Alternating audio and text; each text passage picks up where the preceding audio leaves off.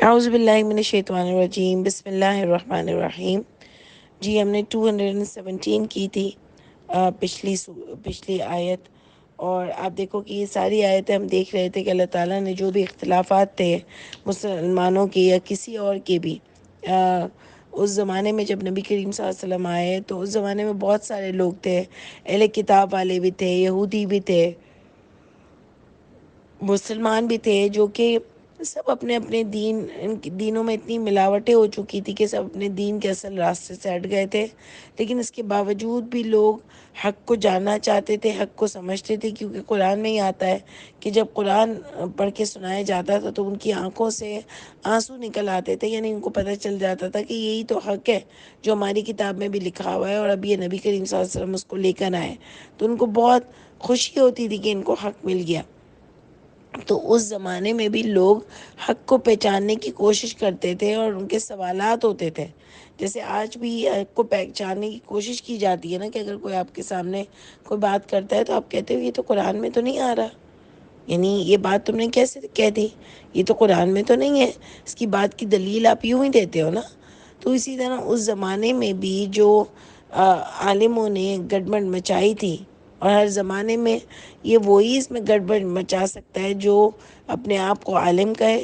جس میں ہاتھ میں ہتھیار دے دیے ہوں ایک طریقے سے چینجز کے، کہ بھئی یہ بڑا ہے، اس کو زیادہ علم ہے، یہ کچھ بھی جو کہے وہ صحیح ہے، تو وہ تو ناجائز فائدہ اٹھاتا ہے۔ اگر سارے پڑھے لکھے موجود ہو نا، اور سب آرگیومنٹ کر سکیں نا، تو کسی بڑے کی اتنی ہمت نہ ہو کہ وہ قرآن میں یا اللہ کی قرآن میں تو چینجز کی نہیں جا سکتی، لیکن اللہ کی باتوں میں ملاوٹ کرے۔ یعنی کس طرح سے ملاوٹ کی کہ دوسری بک کا ایڈیشن کر دیا، فتووں کی کہانیاں نہیں گھڑ دی، مسائل کی کتاب الگ بنا دی، اور پتہ نہیں کیا پڑھنا چاہیے اس کی وظیفوں کی الگ مثالیں بنا دی، کتابیں بنا دی۔ تو سمجھو کہ پورا دین میں اتنی ایڈیشن کر دی کہ وہ گڈمٹ دین ہو گیا، استغفر اللہ۔ اور یہ اتنا بڑا فتنہ ہے کہ دین میں آپ ملاوٹیں کرو، اس سے بڑا کوئی فتنہ نہیں ہے۔ اور اللہ تعالیٰ پچھلی آیتوں میں فرماتے ہیں کہ فتنہ قتل سے بڑا گناہ ہے، کہ جو اس طرح سے آپ ایک پوری جنریشن کو بہکاؤ، آپ گندا کرو دین کو، اور سب کو اس کے سیدھے راستے سے ہٹاؤ، اور شیطان کی پیروی کرو، اس سے بڑا جرم کوئی نہیں ہو سکتا۔ تو آپ دیکھو کہ اللہ تعالیٰ نے اس بات ہماری یہ ہو رہی تھی کہ اس زمانے میں بھی لوگ حق کو جاننا چاہتے تھے، جو بڑوں نے ان کی گڑبڑ مچائی تھی نا اس کو پہچاننا چاہتے تھے، تو نبی کریم صلی اللہ علیہ وسلم سے سوالات ہوتے تھے، اور وہ اختلافی بات کے جوابات نبی صلی اللہ علیہ وسلم کو اللہ تعالیٰ اس کتاب میں دے رہے تھے کہ آپ لوگوں کو اس کے آنسر ان آیتوں سے کیجیے۔ سمجھ آئی؟ تو پچھلے سوالات آئے ہم نے دیکھے، اس وقت اللہ تعالیٰ ایک خوبصورت آیت میں بتا رہے ہیں کہ ان الذین، بے شک وہ لوگ جو آمنو ایمان لائے، والذین ہاجروا، یعنی ایمان والے تو یہ ہوتے تھے نا، جیسے پیچھے آپ کو آیت بتائی، پیچھے جو ہم نے آیت پڑھی تھی کہ تم سمجھتے ہو کہ تم یوں ہی جنت میں چلے جاؤ گے، ان تدخلوا الجنہ ولما یاتکم مثل الذین خلو من قبلکم، یعنی ابھی تو تمہارے اوپر وہ بات ہی نہیں آئی جو تم سے پہلے لوگوں پر گزر چکی ہے۔ 212 میں 212 آیت میں جو ہم نے یہ پڑھی کہ ان کے اوپر اتنی مصیبت آئی کہ وہ ہلا دیے گئے، زلزلوں، اور کہا انہوں نے متی نصر اللہ، کب آئے گی مدد اللہ کی، یعنی ان کے اوپر اتنی مصیبتیں آئیں۔ تو اللہ یہ بتانا چاہتے ہیں کہ انہوں نے تو اللہ کے لیے اتنے بڑے کام کیے۔ اب ایک اور آیت اللہ یہاں پر ان کی بتا رہے ہیں مثال کے ساتھ، دیکھیں نا، یہ سارے حق کو ڈھونڈنے والے سوالات جو پیچھے ہو رہے ہیں کہ قتال کا کیا آپشن ہے، اور دوسرا اللہ تعالیٰ نے کیا کچھ خرچ کرے اس کی بات آئی، پھر اس کے بعد اس سے پہلے سوال آئے، آپ نے دیکھا صفا مروہ کے بارے میں آنسر آیا، روزوں کے بارے میں آنسر آیا، پھر جو ہے اللہ تعالیٰ نے یہاں پر فرمایا، کہاں ہم نے پیچھے پڑھا تھا، ہاں جائے ینفقون کے بارے میں سوال آیا، پھر شہر الحرام کے بارے میں سوال آیا۔ تو لوگ جستجو رکھ رہے تھے حق کو جاننے کی، تو اللہ نے بیچ میں یہ جو چیزیں بتائیں کہ جستجو اور محنت کے بغیر تم جنت میں جا بھی نہیں سکتے، کیونکہ تم پر تو وہ گزری نہیں ہے جو پہلے لوگوں پر گزر چکی ہے۔ تو آج آپ یہ کہو کہ یار میں دین کیسے سیکھوں، یہ کچھ بتاتا ہے، وہ کچھ بتاتا ہے، فلانا کچھ بتاتا ہے، بھئی ہم نے تو اپنا نماز روزہ ہے، بس یہی بہت ہے، اللہ تو قبول کرنے والا ہے۔ تو اس سے کام نہیں بنے گا، کیونکہ اللہ تعالیٰ سورہ عصر میں فرماتے ہیں کہ والعصر، عصر کی قسم کھاتے ہیں، اللہ فرماتے ہیں ان الذین سوری اللہ فرماتے ہیں کہ والعصر ان الانسان لفی خسر، بے شک انسان البتہ گھاٹے میں ہے، سب خسارے میں، سوائے 4 لوگوں کے، الا الذین آمنوا وعملوا الصالحات، یعنی آپ کو نیک عمل کرنے ہیں، حق والے عمل کرنے ہیں، جو قرآن سے ملیں گے آپ کو، اصلاح والے عمل کہ حق کیا ہے اور غلط کیا ہے، یہ آپ کو پہچاننا پڑے گا۔ کہ عمل تو بہت سارے ہوتے ہیں، مچھلیوں کو صورتیں پڑھ پڑھ کے آٹے کی گولیاں بنا کر مچھلی کے لیے سمندر میں ڈالنا بھی عمل ہے، یہ بھی عمل ہے، پنسورے سے نفلیں پڑھنا بھی عمل ہے، بڑی راتیں منانا بھی عمل ہے، لیکن یہ جاننا کہ کیا یہ عمل صحیح ہے، کیا یہ عمل قرآن سے ثابت ہے یا نہیں ہے، اس کے لیے مجھے اور آپ کو محنت کرنی ہے اور علم حاصل کرنا ہے، تب جا کر پتہ چلے گا۔ تو علم حاصل کیے بغیر اور آپ یہ سوچو کہ صرف نماز روزہ حج زکوٰۃ کافی ہے، تو یہ نہیں ہو سکتا۔ اللہ فرماتے عامل الصالحات کرنے ہوں گے جو قرآن سے ثابت ہوں گے، وتواصوا بالحق وتواصوا بالصبر، یعنی لوگوں میں پھر حق کو بتانا بھی ہوگا،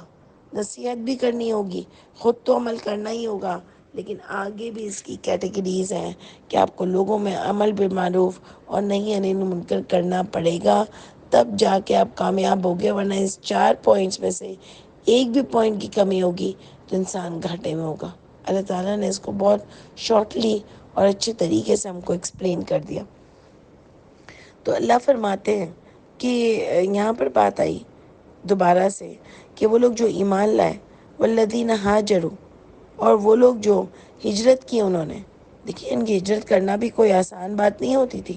آپ کو پتہ ہے نا، پاکستان سے جو ہجرت کر کے یہاں پر آئے ان کو بھی بیچاروں کے کاروبار وہیں پر رہ گئے، اور راستے میں کتنے لوگ مرے، بہت مصیبتیں ہوتی ہیں۔ ہجرت کرنا آسان نہیں ہوتا ہے، بہت آپ کو کچھ کھونا پڑتا ہے۔ تو اس زمانے کے لوگوں نے ہجرتیں کی اللہ کے لیے اور اس کے رسول کے لیے،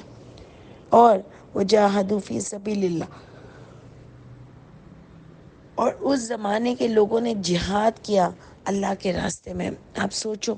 جان کی بازی لگانی ہوتی ہے جہاد میں، جہاد کو تو ہر کیٹیگری میں لیا جاتا ہے، لیکن جو سب سے بڑا جہاد ہے وہ اللہ کی راہ میں جان دینا ہوتا ہے،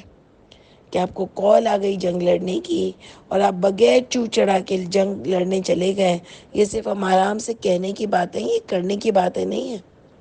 آج اگر جنگ کی کال آ جائے، خیر آج تو ہم کسی پہ یقین ہی نہیں کرتے، لیکن اگر کال آ جائے تو کیا ہم اپنے باپ کو، بھائیوں کو، بیٹوں کو جانے دیں گے؟ تو جو جانے دیتی ہیں نا مائیں، ان کے بھی بیٹے شہید ہوتے ہیں، تو یہ بہت بڑی بات ہے، لیکن نہیں جانے دیں گے ہم لوگ۔ یعنی ہم بھی کوئی ایمان کے اتنے پکے نہیں ہیں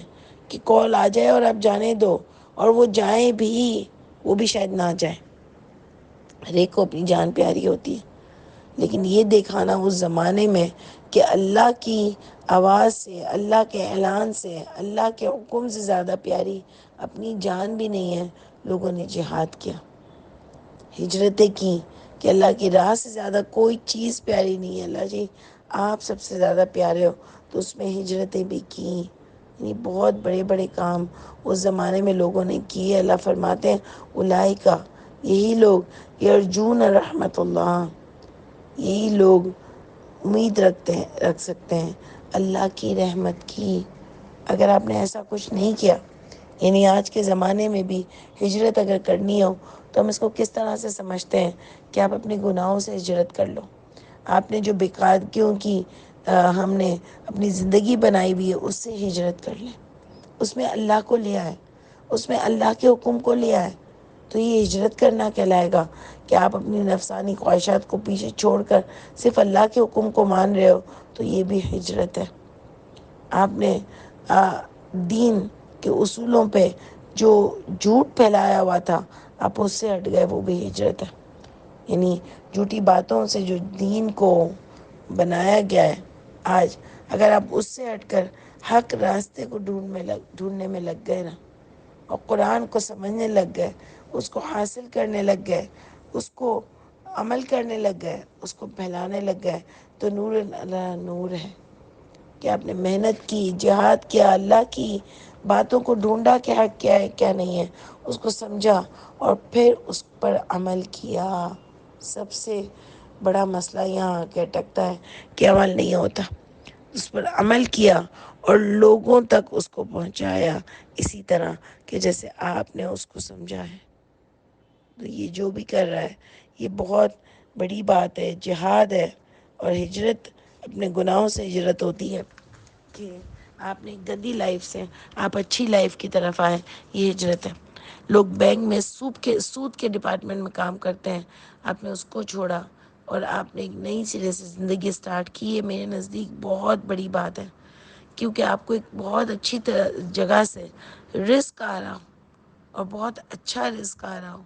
اس کو آپ اللہ کے لیے چھوڑ دو تو بہت بڑی بات ہے. تو اللہ فرماتے ہیں کہ ان لوگوں نے جنہوں نے اللہ کے لیے کچھ محنتیں کی ہیں نا، یعنی واقعی مجھے اور آپ کو بھی کرنی پڑے گی نا، وہی امید رکھ سکتے ہیں اللہ کی رحمت کی.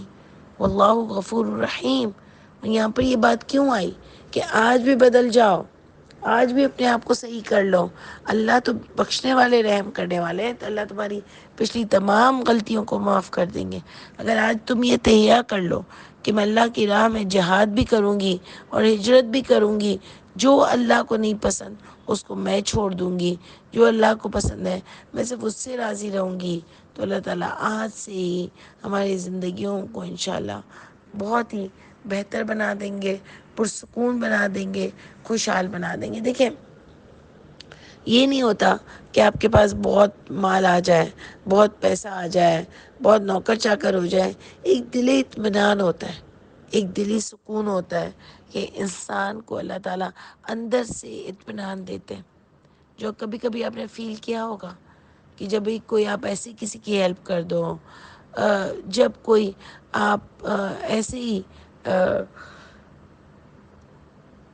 کیا بولنا چاہیے کہ کسی کی آپ کے پاس سب کچھ ختم ہو گیا ہو، پھر بھی آپ اپنا کچھ خاص نکال کر کسی کو دے دو، تو آپ کو ایک انر سیٹسفیکشن جو فیل ہوگا نا، اسی کو فیلنگ کہتے ہیں.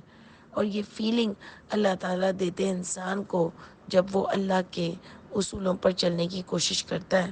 اللہ فرماتے ہیں اولئک یرجون رحمت اللہ، یہ لوگ وہ امید رکھ سکتے ہیں اللہ کی رحمت کی، اور اللہ بخشنے والے اور رحم کرنے والے. یہ بہت خوبصورت آیت ہے کہ اگر آج آپ بدلنا چاہو تو اللہ آپ کو موقع دیتے ہیں کہ آج ہی اپنی گناہوں سے معافی مانگ لو. اور دیکھیں نا، یہی آیت اس پیارے مہینے میں آئی ہے ہماری،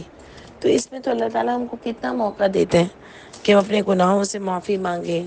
ہمارے گناہ اللہ تعالیٰ ڈیلیٹ کرتے ہیں. کاش ہم آج سے ایک نئی زندگی شروع کریں کہ اللہ تعالیٰ بس اب ڈیلیٹ ہو گیا نا، اب صفائی ہو گئی ہے نا میری، پلیز اللہ تعالیٰ اب میں انشاءاللہ پوری لگ کے آپ کی بنوں گی. دیکھیں نا، ایک چیز جب صاف ہو جاتی ہے، ہمارا گھر صاف ہو جاتا ہے، ہم پیارے پیارے کپڑے دھو لیتے ہیں، ہمارا کھانا پیارا سا بن جاتا ہے، تو ہم نہیں چاہتے نا کہ اب کوئی چیز ادھر سے ادھر ہو، کوئی چیز آؤٹ آف پروپورشن ہو، سب چیزیں ویسی رہیں جیسی ہو جاتی ہیں. پھر کوئی گندے پاؤں لے کے اوپر چڑھ جائے، ہم کہتے ہیں تم کیا بدتمیزی ہے، ابھی میں نے اس کو سب ٹھیک کیا ہے. کیا اتنا برا لگ رہا ہوتا ہے کہ گھر ابھی اتنا کلین کیا ہے اور آ کے ایک دم سے کوئی گندے پاؤں لے کے گھر میں چلا گیا. اتنی چڑ چڑھتی ہے کہ پوری محنت ضائع ہو گئی. آپ نے فائلز کی سیٹنگ کی، پورا آفس سیٹنگ کیا، اور اچانک کسی نے آگے ایک چیز ڈھونڈنے کے لیے وہی پورا کباڑا کر دیا. تو دل نہیں چاہ رہا ہوتا نا کہ ایسا میس ہو. لیکن یہی میس میں اور آپ اپنی زندگیوں کے ساتھ کرتے ہیں کہ گناہ ڈیلیٹ ہوتے ہیں، اس کے بعد ہم پھر سے وہ گندا کر دیتے ہیں. بالکل ایک سیکنڈ بھی نہیں لگتا ہم کو گندا کرنے میں. افسوس کے ساتھ بات یہ ہے کہ اگر ہم اس کو بہت کھلے دل سے سوچیں تو اپنے ساتھ بھی بہت ہم زیادتی کر رہے ہیں. اسی لیے آج ہی ہم اللہ سے اگر وعدہ کریں کہ اللہ تعالیٰ انشاءاللہ میں یہ گناہ میرے ڈیلیٹ کر دیں گے نا، اللہ میں پورا اپنے آپ کو صاف ستھرا رکھنے کی کوشش کروں گی انشاءاللہ۔ اور پھر اس پر اللہ کرے کہ سب سے پہلے تو میں قائم ہو جاؤں اس بات پر، آپ قائم ہو جائیں، اور اسی طرح محنت کرتے کرتے قیامت کے دن انشاءاللہ میں اور آپ جنت میں مل سکیں، انشاءاللہ آپس میں بیٹھ سکیں۔ وہ جو اللہ فرماتے ہیں نا کہ بیٹھک ہوگی اور تکیہ لگائے آمنے سامنے بیٹھے ہوں گے، اللہ کرے کہ میں اور آپ ان لوگوں میں سے ہوں انشاءاللہ۔ پھر اللہ فرماتے ہیں یسألونک عن الخمر والمیسر، وہ سوال کرتے ہیں آپ سے شراب کے اور جوئے کے بارے میں۔ لوگ بہت سارے ایسے ہیں جو کہتے ہیں کہ کہاں ہے شراب کا ورڈ، تم بولتے ہو تو شراب کا ورڈ کہاں ہے؟ اور دوسرا یہ کہ میں تو نشے میں آتا ہی نہیں ہوں شراب پی کے، تو کیسے یہ غلط ہو، حرام کیسے ہوا؟ یعنی آپ کو شرم نہیں آتی کہ لکھا ہے اللہ تعالیٰ نے کہ وہ سوال کرتے ہیں آپ سے خمر والمیسر، جوئے اور شراب کے بارے میں۔ تو اللہ نبی سے کہہ رہے ہیں، یہ اختلافی بات تھی، لوگوں کو پتہ نہیں تھا، لوگ سمجھ نہیں پا رہے تھے کہ کیا جوا اور شراب جائز ہے یا نہیں ہے۔ اللہ نے ان سے فرمایا قل، آپ ان سے کہہ دیجئے فیہما، وہ دونوں اسم کبیر، وہ بہت بڑے گناہ ہیں۔ اگر اسم کبیر کے بعد بھی لوگ آپ سے یہ سوال کریں کہ کیا حرام ہے یا نہیں ہے، تو تف ہے ایسے انسان پر کہ اس کو اتنی عقل نہیں آ رہی کہ اللہ کہہ رہے ہیں اسم کبیر۔ اسم کبیر کیا ہوتا ہے؟ گناہ حرام ہوتا ہے نا، بہت بڑا گناہ ہوتا ہے نا، تو حرام ہی ہوا نا۔ یہ دوسری اصطلاحات لانی ہے، جیسے ہمارے یہاں لے آئے کہ سنت موقدہ، موقدہ کیا ہوتا ہے بھائی؟ یا تو فرض ہے یا نفل ہے، اس کے علاوہ سنت موقدہ اور سنت یہ، اور جو تم نے اتنے مشکل کر کے نام لگا دیے ہیں، تو اس سے کیا فرق پڑتا ہے؟ اللہ تعالیٰ نے تو قرآن میں فرض اور نفل کی بات کی، اس کے علاوہ کوئی تیسرا ورڈ ہے ہی نہیں۔ آپ کہتے ہیں کہ مکروہ ہے، جھینگے مکروہ ہیں، تو یہ مکروہ ہے۔ مکروہ کیا ہوتا ہے؟ یا تو حرام ہے یا حلال ہے، دو ہی چیز ہے نا قرآن میں۔ مکروہ کا تو کوئی لفظ ہی نہیں ہے۔ اگر اللہ کو کوئی چیز ناپسند ہے تو آپ بولو نہیں نہیں حرام نہیں ہے بٹ مکروہ ہے، تو پھر انسان بولے چلو مکروہ ہے نا، حرام تو نہیں ہے تو کھا لو۔ یہ کوئی اچھی بات ہے؟ یہ کوئی تمیز ہے؟ یہ کوئی طریقے ہیں کہ آپ لوگوں میں اس طرح کی باتیں پھیلاؤ پہ بولو؟ جس کے اندر تقویٰ ہوتا ہے وہ تو نہیں کھاتا، کہ مکروہ بھی ہو تو بھی نہیں کھاتا، کیونکہ اس کے اندر تقویٰ ہوتا ہے۔ یہ کوئی تقویٰ کا لیول نہیں ہے۔ تقویٰ کا لیول تھا اللہ کی ہر بات پر عمل کرنا، اللہ کی کتاب کو لے کر چلنا، دوسرا لوگوں کے ساتھ زیادتی نہ کرنا، نہ ہونے دینا۔ تقویٰ کا لیول تو بہت اونچا ہے کہ جو بچنا چاہے گا ہر وقت اللہ کی ناراضگی سے، اس کے لیے یہ تقویٰ کا لیول ہے۔ تقویٰ کا لیول یہ نہیں ہے کہ آپ نے اپنی مرضی سے مکروہ کر دیا اور پھر اگر کوئی اس کو دوسرا اپنے اوپر حرام کر لے تو آپ کو واہ واہ کیا تقویٰ والا بندہ ہے۔ حالانکہ اللہ تعالیٰ نے نبی کریم صلی اللہ علیہ وسلم سے فرمایا کہ آپ نے یہ جو چیز اپنے اوپر حرام کی ہے، کوئی ایک چیز نبی کریم صلی اللہ علیہ وسلم نے اپنے اوپر حرام کر لی ہوگی، اس پر اللہ نے فرمایا کہ اس کو آپ حرام نہیں کر سکتے، کیونکہ یہ ٹریڈیشن بن جائے گا۔ تو آج ہم نے بھی وہی کر دیا۔ تو خیر ایسے ہی ہم تو ڈیٹیلز میں چلے گئے، لیکن بات یہ ہو رہی ہے کہ جو لوگ کہتے ہیں کہ کہاں لکھا ہے شراب حرام ہے اور کہاں لکھا ہے مجھے تو نشہ چڑھتا ہی نہیں ہے، تو اس کا مطلب میں تو جائز ہے نا پینا۔ تو آپ خود دیکھ لو، اگر آپ کے اندر عقل ہے اور سمجھ ہے تو آپ کو خود کو پتہ چل جائے گا، ورنہ اپنی ڈیٹ پنے کی انتہا دیکھ لو کہ اللہ تعالیٰ جب کہہ رہے ہیں کہ وہ دونوں بڑے گناہوں میں سے ہیں، اور منافع للناس، اور لوگوں کے لیے اس میں منافع بھی ہے، یعنی ان دونوں چیزوں میں لوگوں کے لیے بڑے فائدے ہیں۔ شراب میں بھی فائدے ہیں اور جوئے میں بھی بہت فائدے ہیں، لیکن اللہ نے اس کو اسم کبیر کہا ہے۔ اب مجھے اور آپ کو یہ دیکھنا ہے کہ ہم کہاں کھڑے ہیں، ٹھیک ہے نا؟ ہمارے لیے بھی اسم کبیر حرام کا ہی درجہ رکھتا ہے، تو وہ بھی حرام ہے نا۔ وہ اسمہما اکبر من نفعہما، اور دیکھیں اللہ تعالیٰ اس کے بعد کتنا خوبصورت ایک پوائنٹ لگاتے ہیں کہ وہ اسمہما، اور گناہ ان دونوں کا، اکبر من نفعہما، ان دونوں سے زیادہ بڑا ہے ان کے نفع میں، یعنی ان کا نفع تو ہوگا تمہیں لیکن اس کا گناہ اتنا بڑا ہے، بہت زیادہ بڑا ہے۔ اللہ تعالیٰ نے اسمہا اکبر، اکبر میں الف کی شدت کی بات ہوتی ہے، یعنی زیادہ بڑا گناہ ہے اس کے نفع سے، یعنی یہ نفع تم کو دلدل میں ڈالے گا، یہ نفع تم کو جہنم میں ڈالے گا، یہ نفع تم کو دنیا میں بھی نقصان دے گا، اور کیونکہ یہ نفع اللہ کی ناراضگی کا نفع ہوگا۔ اس سے بہتر ہے تم توبہ کر لو، آج ہی اللہ تم کو معاف کر دیں گے اور تم نے صحیح طریقے پر چلو انشاءاللہ تعالی۔ اس کے بعد اللہ فرماتے ہیں کہ دوبارہ سے بات آئی کہ یسألونک ماذا ینفقون، وہ سوال کرتے ہیں آپ سے کہ کیا کچھ وہ خرچ کرے، قل العفو، آپ کہہ دیجئے جو عفو، دیکھیں آج عفو کا مطلب ضرورت سے زیادہ نہیں ہوتا ہے، ضرورت سے زیادہ تو پھر بہت ساری چیزیں ہیں، اگر آج ہم اس کو غور و فکر کریں تو بہت ساری چیزیں ہیں، لیکن یہ ضرورت سے زیادہ نہیں ہوتا، ایکسٹرا، ضرورت سے زیادہ کا مطلب ہوتا ہے ایکسٹرا، یعنی آپ کو ضرورت نہیں ہو پڑا ہوا ہے، ایسا نہیں ہوتا۔ ایکسٹرا کا مطلب یہ ہوتا ہے کہ ایک ایکسٹرا چیز بھی ہمارے پاس رکھی ہوتی ہے کہ چلو یہ خراب ہو جائے گی تو وہ کام آ جائے گی، اس کے علاوہ بھی ایکسٹرا سامان ہوتا ہے۔ تو اللہ تعالیٰ یہاں پر ایکچولی بتانا یہ چاہ رہے ہیں کہ جو بھی تمہیں مال یا کوئی بھی چیز پسند ہو تو وہ اللہ کی راہ میں خرچ کرو، یعنی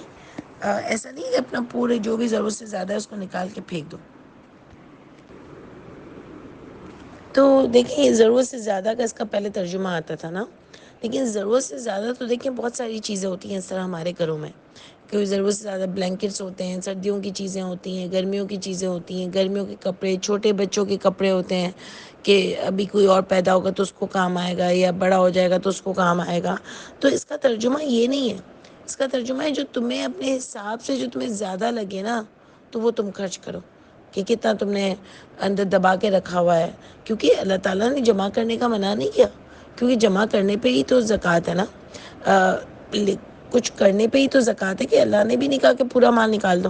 اللہ نے کہا نہیں اتنا رکھو، اور چلو ہم لوگ اگر قرآن سے 5واں حصہ لیتے ہیں تو اتنا تم اللہ کی راہ میں خرچ کرو، جب بھی تمہارے پاس مال آئے تو اتنا خرچ کرو اللہ کی راہ میں۔ تو ضرورت سے زیادہ یہاں پر ترجمہ سوٹ نہیں کرتا، یہاں پر ترجمہ آئے گا جو بھی تمہیں اپنے حساب کے مطابق ایکسٹرا لگے، جیسے ہم نہیں بولتے یہ ضرورت سے زیادہ بولتی ہے، اسی طرح کوئی بھی یہ ضرورت سے زیادہ جذباتی ہے، تو جو بھی ایکسٹرا لگے تمہیں اپنے حساب سے اس کو نکال دو، یہ انسان کے اپنے اوپر ڈیپینڈ کرتا ہے، لیکن زیادہ خرچ کرو۔ ابھی بھی یہ بات آئی، اس سے پہلے بھی پوچھنے کی بات آئی، یعنی آپ یہ دیکھ لو یہاں پر کہ خرچ کرنا اتنا زیادہ امپورٹنٹ تھا، اس زمانے میں بھی لوگوں کو پتہ تھا کہ اگر خرچ نہیں کریں گے تو بہت مار پڑے گی اللہ کی، اور اللہ تعالیٰ بہت ناراض ہوں گے، کیونکہ ایک ضروری جز ہے صلات کے بعد جب بھی بات آتی ہے، زکوٰۃ کی بات آتی ہے تو بار بار وہ سوال کرتے تھے، اور اللہ تعالیٰ نے بھی بار بار ان کو جواب دیا کہ پہلے تو کہا کہ بہت خرچ کرو، اور اس کے بعد والدین پہ، ان پہ، ان پہ، ہر ایک پہ خرچ کرو، اور اب اللہ کہہ رہے ہیں جو بھی تمہیں اپنے حساب سے جو بھی ایکسٹرا لگتا ہو نا وہ سب اللہ کی راہ میں خرچ کرو۔ تو آپ دیکھو ہم کو کتنا اللہ کی راہ میں خرچ کرنا چاہیے، ہمیشہ کرنا چاہیے، کوئی رمضان کا مہینہ خاص خرچ کے لیے نہیں اللہ تعالیٰ نے بنایا ہے، ہر ہر مہینہ